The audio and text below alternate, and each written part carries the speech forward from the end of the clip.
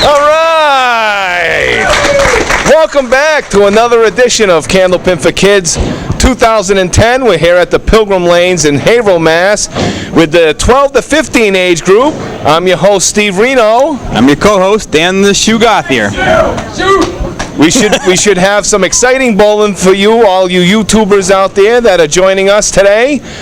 Some great bowling. We'll talk about the prizes. We'll talk about all kinds of different things as the show goes along. But let's meet the bowlers, the stars of the show. Here we go.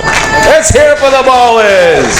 Representing the Ficos Bowl in Franklin, Mass. and the 20th Century Lanes in Hyde Park, we have Mackenzie Easterbrooks and Anthony Delmonico. They'll be taking on the second seed team, representing the Central Park Lanes in East Boston, Mass. and the Pilgrim Lanes in Haverhill, Mass. Say hello to Amanda Banks and Josh Yaratz. The winners of our semifinal match will move on and face off against our top-seeded team, representing the Woburn Bowlerdrome in Woburn, Mass. and the Pilgrim Lanes in Haverhill, Mass. Please welcome Brianna Gendro and Jonathan Boudreau. Here we go, boys and girls. We're going to have the bowlers take a seat. I'll do the same before I hurt myself. How longer did I catch you proclaiming Brianna and Jonathan champions already for a second there? I almost did. They're going to have to earn it. Amanda Banks is ready to lead us off, Dan. I almost proclaimed them champs. It may very well happen, but they're going to have to earn it.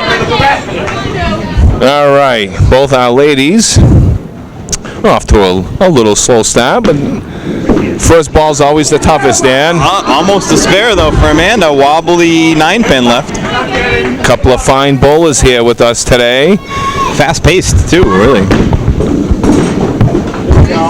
Mackenzie Easterbrooks is part of a bowling family. Her sister Kelsey bowls, and her dad is the infamous world-known Skip Easterbrooks. Yeah, we love Skip. He's a great guy. Easterbrooks and the DiBiasio's, they have a lot of bowlers in those two families. Uh-oh. A foul there Foul for Amanda Banks. She hit the foot foul line. She didn't want that leave anyway. She still has two balls to complete. Yep. You look at it this way, they're all in a bunch. All it takes is one ball to take them all, Dan. It's better than a spread eagle leave. There's a great shot. What a recovery. Almost made it. Mackenzie Easterbrooks. We have some fun facts here, and her favorite bowler is Lynn Thompson and her dad, and obviously Dan Murphy. How come I hear That's what she wrote down there. I think Dan Gothier, but it didn't happen. Amanda Banks' favorite bowler is Aaron Sousa Jr., who was just with us last week, Dan. And he put Amanda Banks. Do you think they paid each other to do that? They might have, Dan. They may have. A prearranged little thing there. Well, after two frames, it's 18 to 15 in favor of Banks and Yaratz. This is a one-string match. All our bowlers will compete in their own game. So it's a two-string total. Easterbrooks trying to make that 7-10 off the cap by the 7, but the ball just didn't have enough oomph to get over to the 10. Easterbrooks and Delmonico qualified for today's show with a score of 202, while Amanda Banks and Josh Yaratz qualified as the second seed with a qualifying score of 209. I really like some of these competitors in this age group, Steve. These are all really, they're not just good bowlers. really all 6 of these are all good kids, ranging from some of them have been with us, for a long time, to some like Anthony, who's 7. I think he tried out one time and he's in the championship now. Couple of nice shots. The crowd's trying to root him over. A couple of spare leaves. Easterbrooks had a 9 in that third frame. Banks an 8. It's 26-24. And Banks is the first one to mark today with a big spear in the 4th frame. There's a lot to like about Amanda Banks' style, form, coaching. Mackenzie with an 8. She's at 32. Yeah, these kids, they know how to bowl, Dan. She's a lefty, too. Nice arm swing, good follow through. Oh, Mackenzie not getting that one out in front of her.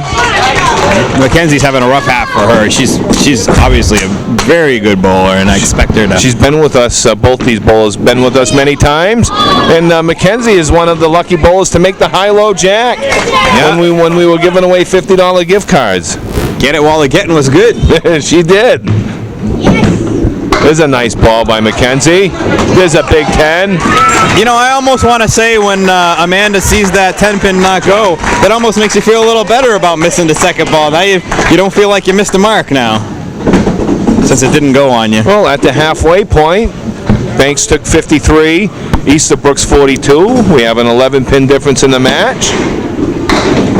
And we have our boys, Josh Yaratz throwing out the first ball. Here's Anthony Delmonico. I really liked Anthony when I watched him bowl the first time here. I love his shirt, Dan. And he's got good form. He holds that ball right in front of his face. He repeats the exact same motion every He's ball. on it. A nice pair by Anthony Delmonico from the 20th Century Lanes in Hyde Park, Mass. He does that. Josh Yaratz with a 6. For those of you just starting the game, that's a big thing about becoming a good bowler, is just having a form that's exactly the same every time, very repeatable. I could learn from that because I don't take my own advice on that one a lot. Yeah, Josh, a little off the head in his first 2 balls.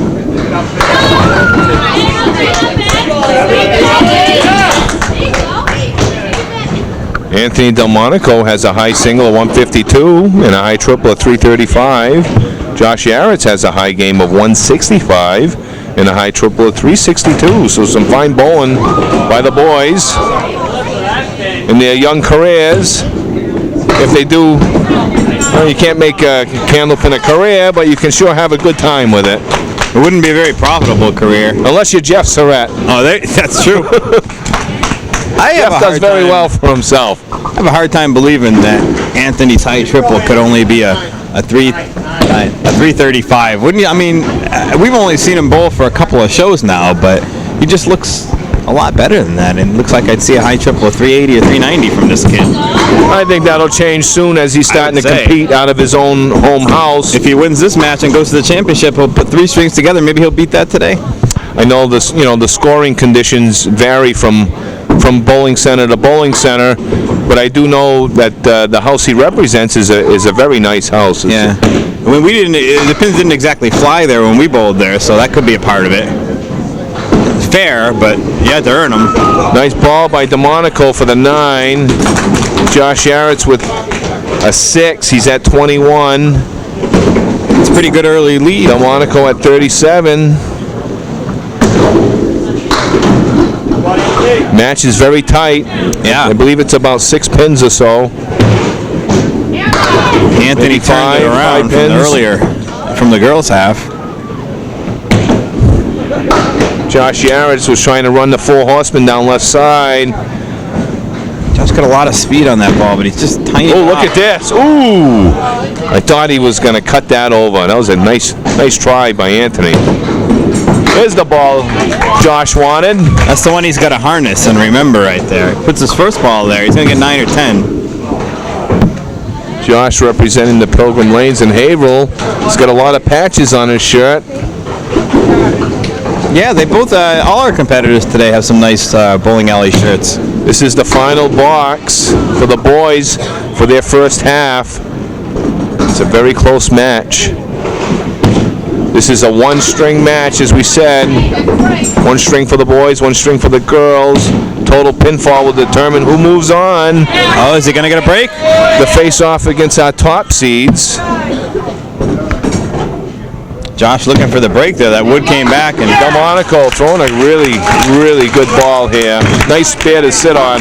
It's nice to set yourself up for the second half, especially if it's a close match. It is. He means business. He's going to sit down on a 55 and a ball half, which is if his partner can drag him off the lane. Yaratz with his second. We're going to go to break, guys. We're going to take a quick break, and we'll come back with our second halves. So please don't go away.